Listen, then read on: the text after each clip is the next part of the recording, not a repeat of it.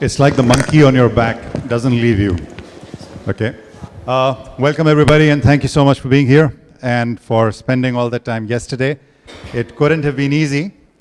So why are we doing this session today? We usually never do a jury session. But based on feedback from a lot of our participants and audience in the past, we felt that it might be helpful if the audience gets to get into the mind of the jury and see what is it that they were looking for or that they saw which really made a difference. So that's the idea here. Let's have a big round of applause for the jury.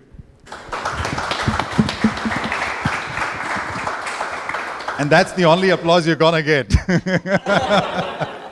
Okay, so all of you have really been introduced, and we'll dispense with that. My first question to you, Prashant, is you've been part of a lot of HR forums, and I know you do that almost every month. You've been with us at the HR Excellence Awards also, historically. This year especially, did you see a change in the kind of work that people have done and spoken about here from what was happening earlier? If you did, if you could share that with us, that'd be nice. Good afternoon, and thanks Jagmohan for getting me here. It's been a pleasure. It was a difficult task yesterday, I should say, and now it's actually, I'm very tempted. There's a bar seat. I don't know why you chose this bar seat. Why do you think I'm standing? Okay, fine. So I think coming to your question, there have been two important things that I noticed, Jagmohan. One is that as most of the presentations that we saw yesterday, the alignment to what the business needs or alignment to what the organization needs is pretty high. And I think that's very important, very useful, and very relevant from my point. So usually I've seen HR interventions hanging in isolation. But here I found almost all the presentations, the work they're doing is actually linked to what the business needs. At the same time, what I would like more to happen is the direct impact of these interventions in terms of financials. That's one area which I think the participant companies could improve upon. So let me understand if I got this right. Are you saying the direct financial impact is not being presented or demonstrated, or are you saying that it's not there at all? It is not being presented. I would leave it at that. So they talked about surrogate variables, they talked about attrition, they talked about productivity, they talked about engagement, and so on and so forth. But what's the impact to the top line, the bottom line, the cash position? That's something that was not presented. I'm sure it is there, but I think they should bring it out. I see that point. So I guess what Prashant is saying is, if it was there, in certain cases it was missed out. At least the jury didn't get to observe it. In which case, that's a missive for you that the next time you're doing something like that, you may want to put it up right up front actually. And in case you haven't done that, and I understand having been on both sides, human resources as well as business, at times it gets difficult to really pin it down on the financials, but then, you know, that is critical over there. Brilliant. I don't know if you noticed, the first part of what he said actually addressed your question that you had put to Arvind. That's, I think, almost all the presentations, the linkage to the strategy was there. And I think hats off to all the participants. Fantastic. Thank you so much, Prashant. It's okay. You can clap profusely. Thank you. Umesh, again, somebody who's been part of so many forums, and he is also on the managing committee of GACIA in Gujarat. Same question for you, Umesh. Are your views any different from Prashant, or would you like to add something? I think being a HR professional myself, I think a couple of years back, we found the HR guys to be a little averse to numbers. You know, we really didn't want to put tangibles to what we really do. And we would typically look at motherhood statements in terms of deliveries.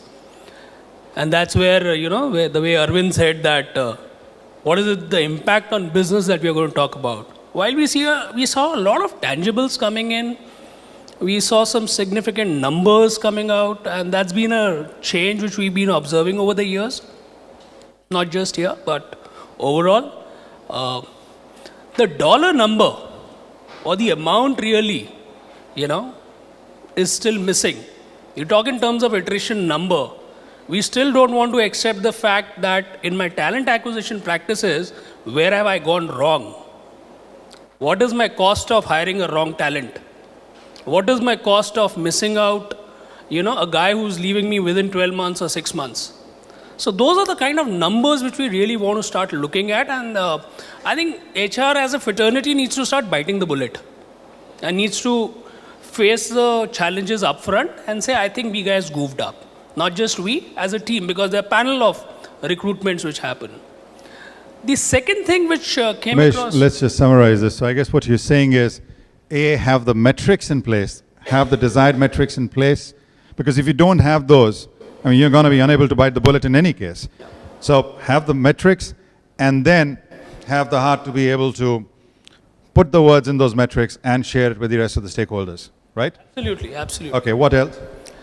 Second, while we've been talking a lot about digitization and HR getting automated, we really are not talking in terms of how is the HR productivity moving up.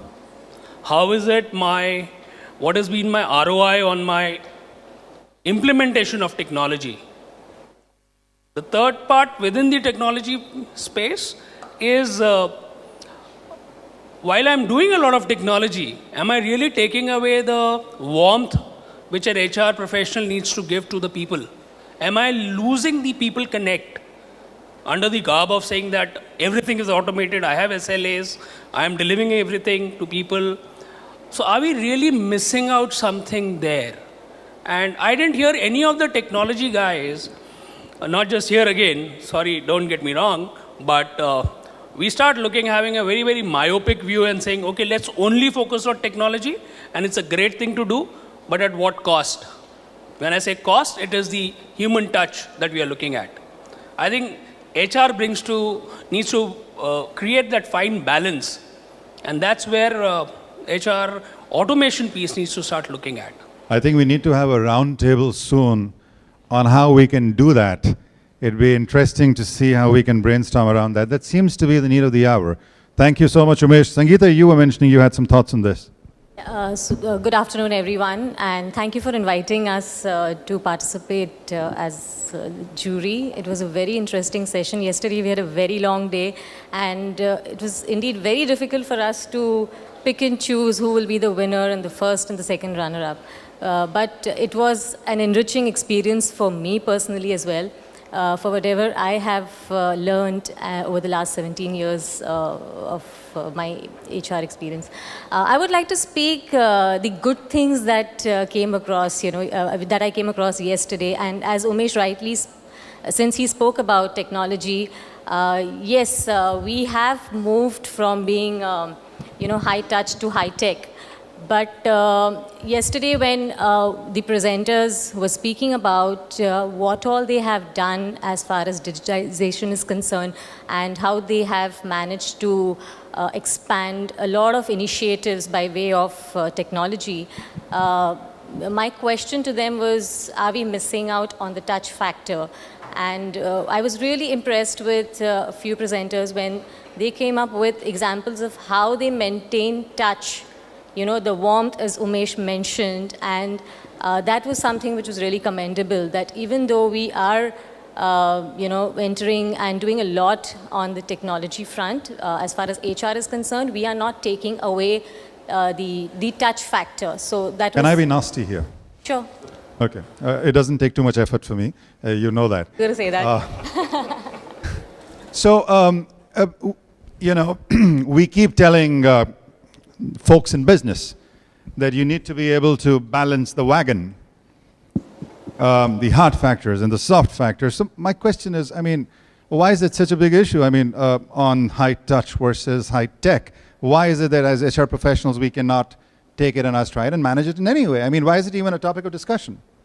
No, I personally believe that it's all about human resources is all about humans, people, and okay, I'd like to give you my own personal example. I joined Kotak just 2 weeks back, and I joined Kotak after a gap of 10 years.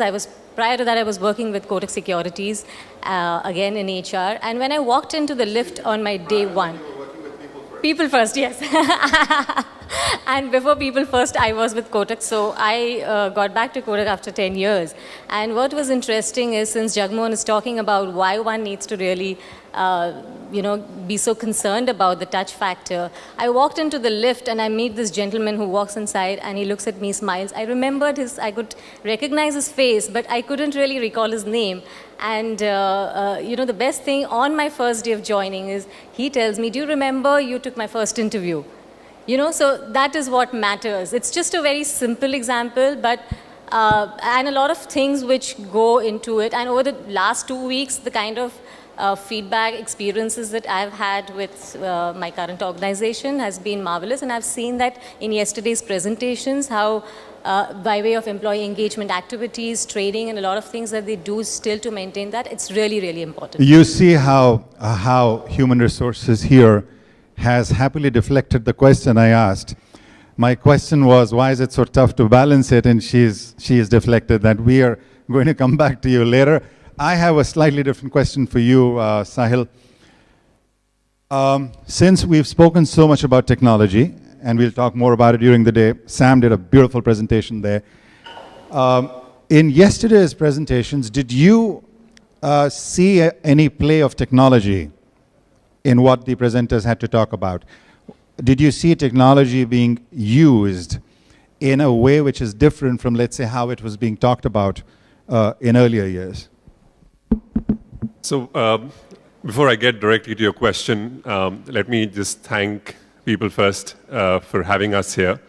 I think this is a great forum where we get to understand what various organizations are doing, but more importantly, the sweat and the toil that every organization has put in. Can we have a huge round of applause for everyone first? Let's just, yeah, because you guys have put in a lot of effort, and we could see that effort as the jury, okay?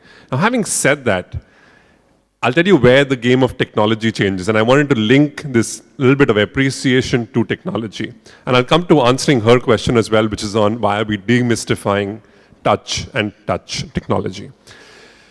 Yesterday, at least personally as a jury member, what I looked at in all presentations was to say, what level of maturity is that organization at? And what is that organization doing incrementally to make a difference? Technology is just an enabler. From the way I look at it, it's a mindset game. If I'm going to compare a $500 billion organization to a $50 billion organization and say, oh, both of them are applying to PeopleFirst, so let me judge them equally, I'm going to be a fool, right? Because the kind of appetite that a $500 billion organization will have in terms of implementation will be very, very different from what a $50 million organization would have, number one. Number two, we had technology being embedded in a lot of processes, be it engagement, be it HR transformation as various subsets to the award categories. The challenge there was, is technology an enabler, or do we need to force fit technology because it's a fad? I think so somewhere the whole scope of innovation as HR practitioners seems to be not being addressed, to my mind. We're saying it's an app world, let's create an app. Wonderful. Year 2 of the app, we see participation levels going down, we say app is not working, leave the app. Today cloud is happening, today SaaS is happening. Let's just latch on to the latest technology. My question still remains, if we have to be held accountable like a CFO, and if we have to fill in our balance sheets for HR as a function, how do we answer the technology question to say, I'm investing so many $1 million on this technology, how do I leverage ROI? Point number 3. Point number 4, very quickly, I'll take next 20 seconds. You put a wonderful checkmate question to the lady here and asked her high tech, high touch. I think it's a no-brainer. It's an absolute no-brainer. We're just wasting our time on every panel discussion discussing high tech, high touch. The only reason we are doing that is because we want to counter a fad. We know we are in industry 4.0. We know that artificial intelligence is going to take center stage. We know IoT is going to take center stage. So therefore we are saying, oh my God, if all this is going to happen, will I lose my job? Will I lose the touch? My dear friend, if we didn't acknowledge the efforts that you put in, irrespective whether you won an award or not, and I present the award here or virtually to you, what sense does it make? So I think so, it's about just being humane and doing the right thing. Couldn't have said it better. Thank you so much, Sahil. Very, very cogently put. Dharmendra, the next question is for you and is slightly different. You come from a slightly different background. You're not really an HR professional, but you spent years. I'm happy about that. You spent years in the training side of the business and, of course, mind mapping. Out of all the presentations that you saw yesterday, what was that one thing which really struck you that you'd like to share with the rest of the people here? Oh, that's very easy. It's a lot of hard work. It's an amazing amount of hard work and dedication that's been put into the work that people have been doing. It's a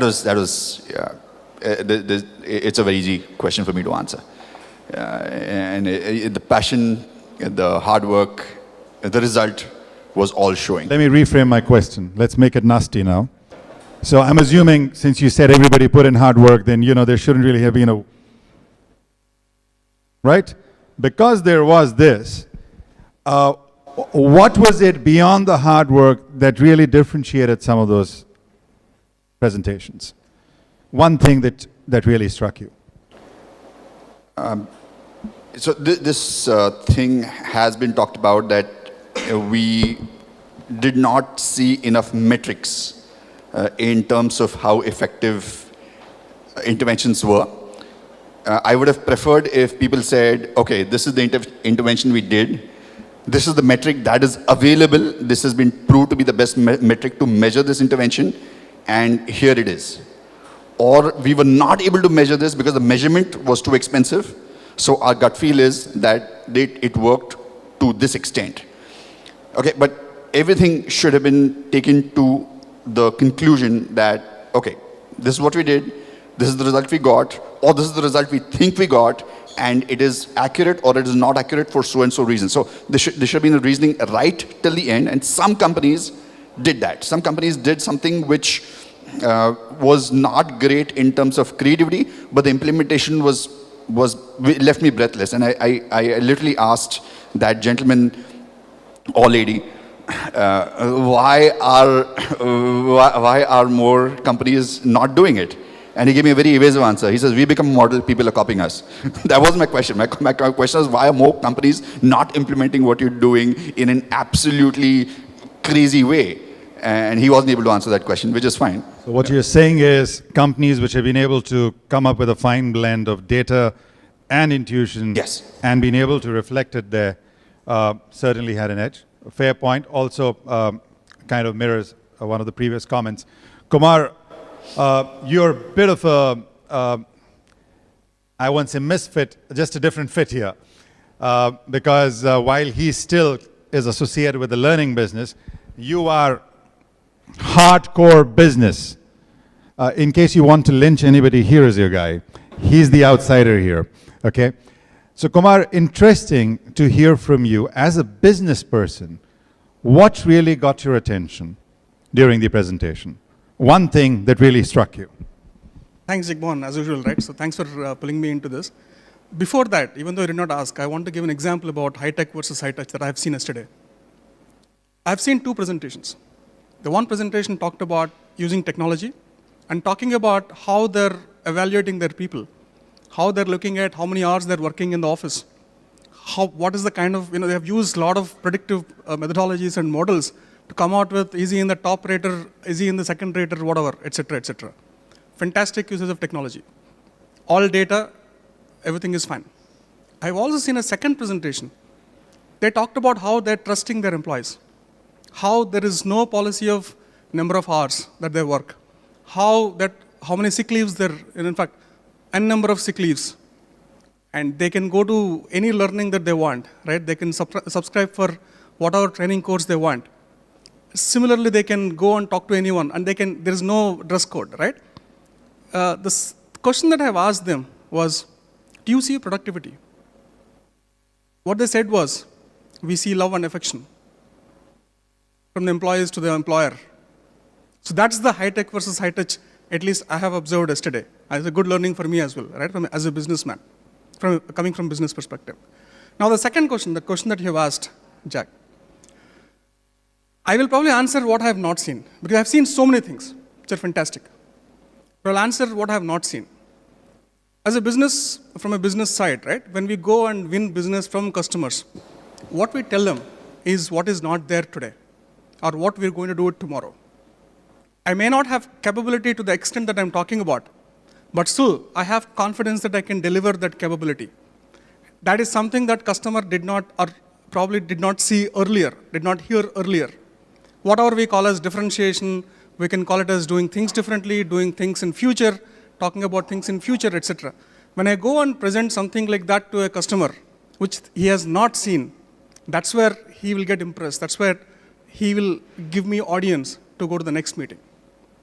What I have not seen yesterday is from a HR side, what is it that all of you are looking at, not now, 4 years, 5 years from now, and are you doing a pilot today to see how that works?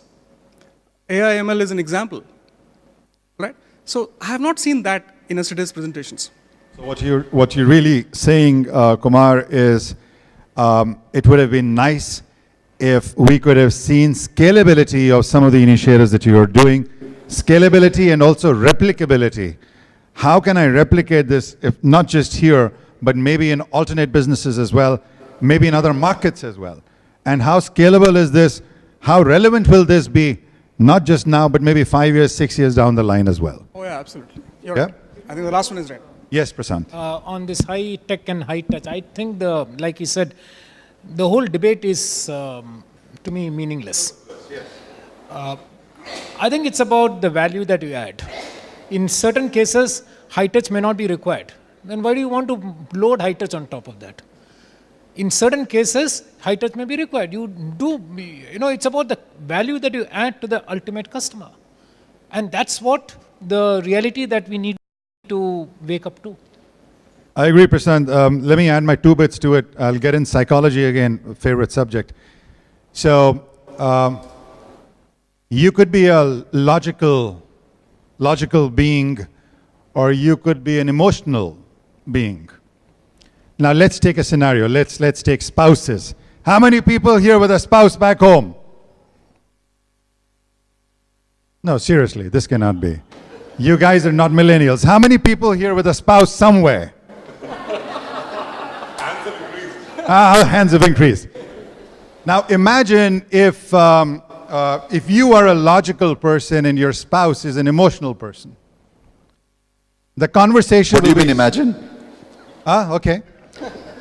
So conversations could get tough, because when there are problems, as there are bound to be problems, challenges, one of you is going to be thinking logically. If this, then that. What if, what next, and so on. Whereas the other person is thinking emotionally. I would say that the logic thinking is more the high-tech one, and the emotional one is more the high-touch. Neither of them is really wrong. But people who can blend the logic and the emotion will probably have better transactions. And I think with that, let's put an end to the high-touch, high-tech debate. I'm opening this to questions from the audience for a jury. Guys, be gentle, and they will try and answer. We will try and desist from referencing organizations for confidentiality, but if there are questions, we could have a few. We have 5 minutes before we break for lunch. So all simple questions can come to us, and all the nasty ones can go to Jax. Thank you very much, Sahil. No, but honestly, please.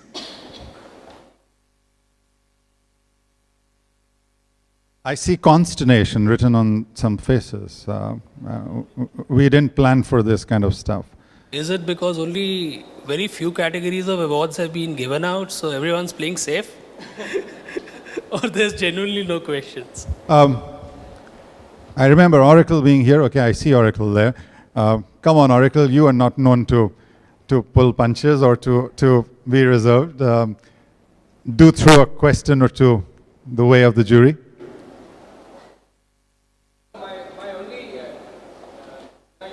Of course. Borrow mine. The only debate that we constantly keep having is HR as a function has its own metrics. So I think we should measure that. Why should HR be responsible for a financial metric? Why should HR be responsible for a marketing metric? That's the debate we're constantly having. And maybe the jury, if they can send, yeah.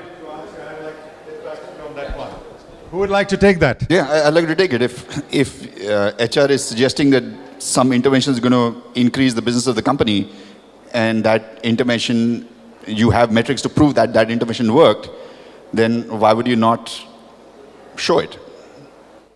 Why would you not show figures if you have figures? If something can be measured, why not measure it? No, I think His question is, I think I got your question. Let me put it in perspective. Let's understand we're not working in silos. I'll give you a classic case in point. Employer branding. I'm sitting here to create a brand of an organization. I'm sitting within HR. I have a colleague who sits in marketing who's responsible for social media. Okay? We both are together working on a project to say, let's take the brand in the minds of prospective candidates to the next level. Okay? Classic case, there is a budget put in place. Who's going to take ownership? Of course, both of us, right? If he doesn't do the social media piece well, for which he's an expert, it's going to be a problem. If I don't manage to leverage the kind of prospective candidates coming in and therefore increase my recruitment mix from social, I'm not doing a good job. So I'm saying, I get where you're coming from, and I know where you're coming from. I'm not deflecting the question. But what I'm trying to say is that, of course, you will have opportunities where you will blend and take shared responsibility. That's my limited point. Sahil, you actually snatched the words out of my mouth, but let me answer that with an example now. And I loved the term that he used there, ownership. Owner leadership has probably become one of the most important things that organizations today are looking at worldwide. In fact, that's one of the programs that we've been asked to do the most in the last couple of years. Now, if I take owner leadership as a term there, let's play out a scenario.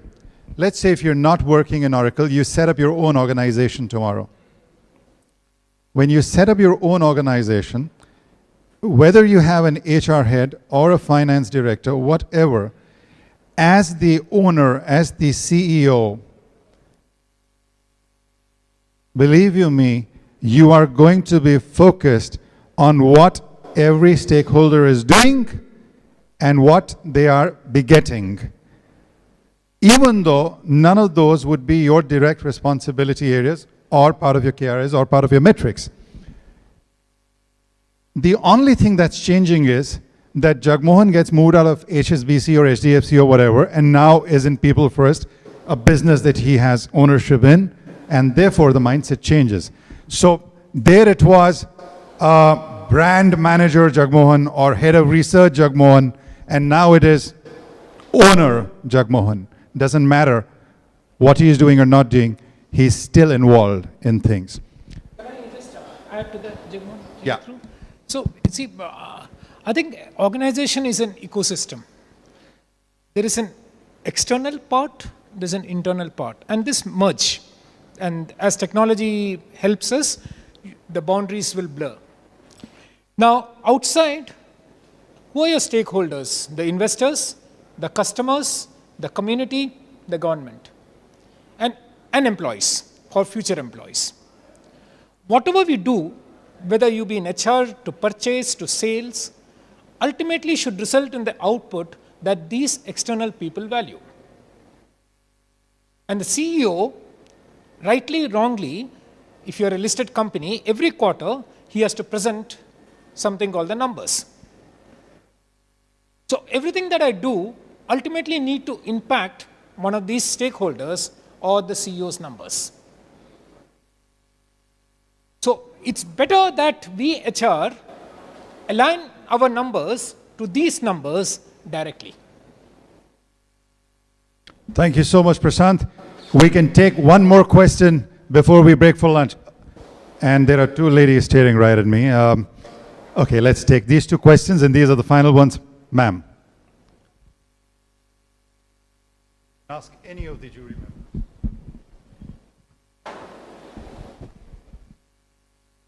You know, we are looking at the output of HR now, converting into metrics. But when sales and marketings are working, okay, marketing is one of the function which, it converts into revenue. And you say that revenue is done by marketing. So HR being one of the facilitator or maybe one of the input or enabler, why don't we accept that HR is also contributing to business, or such kind of things will surely give the revenue?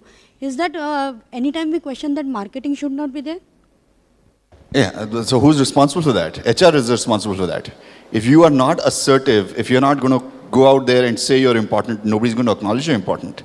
There was a stand-up comedian, there is a stand-up comedian called Nishant Tanwar, and he's not paying me, I don't know him, I'm not getting any money for this. So he starts a stand-up comedy show by asking, how many people from sales? And some people put up their hands, and he says, ये लोग तो इन लोगों को इतना swag है, ये समझते हैं कंपनी यही चला रहे हैं. इनको कोई समझाए कि जो प्रोडक्ट ये बेचते हैं कोई बनाता भी है. Okay, that was supposed to be a joke, but never mind, fell flat. That's why I'm not a professional. Okay, and then he says, who's in HR? Who's in HR? And some people put up their hands. You must be good at making rangoli. It's a joke, but then it's based on reality. You got to go out there and show that HR is important. You got to stake your claim. I've been to plenty of sessions, and I think Sahil has also joined me in one of the sessions where we have senior people saying HR is not being taken seriously. We have a panel discussion with very senior people saying that I was at one of the HR heads saying I was at a board meeting, and one of the board members looks at me and says, can you arrange tea and coffee? Why is he asking me? I'm the HR head. I think with that you made the point, Dharmendra, so I'm going to ask Monica to put that last question. We are running short on time. Give me 45 seconds. I want to answer this one. 45 seconds, practitioner's perspective. Right. Ma'am, to answer your question, I think so it's about philosophy. Is your philosophy, is it input or is it output? Okay. If my philosophy is input, which means how much effort I'm putting in, I will take a different approach. If my philosophy is output, which means only results matter, I'll take a different approach. It's as simple as that. So coming to your point, if I'm going to say yes, efforts matter, it doesn't matter who gets the brownie point. But if I'm going to say only results matter, then sales will say match to bech ke aaya, marketing to branding karta hi hai. That's my limited point. point. All right, Sahil, thank you very much. Monica, quick question and an even quicker answer. We need to close the panel in the next 1 minute, please. During the time the mic takes to reach Monica. Hi, I don't have a question per se, but Kumar just mentioned that he wanted to see the scalability of the HR planning and actions that we have presented yesterday. But I wanted to say that whatever HR plans and works around the strategy is directly linked to the business plans. So in case the business plans and are short term and the market scenarios are changing, the plans also, the HR plans also change accordingly. So it's directly linked. So that's how the scalability also works. Yeah, I know it's not. No, that's a statement from my side. So in case he has to give his inputs, that will be great. Yeah, I will give my point of view and then anyone can add, right?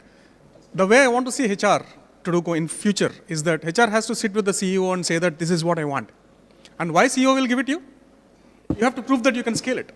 You have to prove that you can make the people, the 4 C's, what we talked about, what Sam talked about, right? You can implement all those things. As long as CEO can see that you can do that, then he'll give you whatever you want.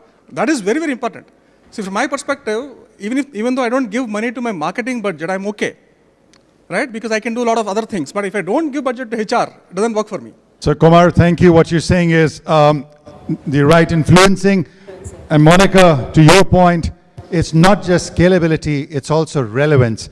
So the point you're making is It may not necessarily be scalable, but is it still relevant to what the business wants? As long as it is that, you're doing a great job. And with that, I'd like to thank the panelists and the audience for this. Thank you very much. Over to you, Pallavi.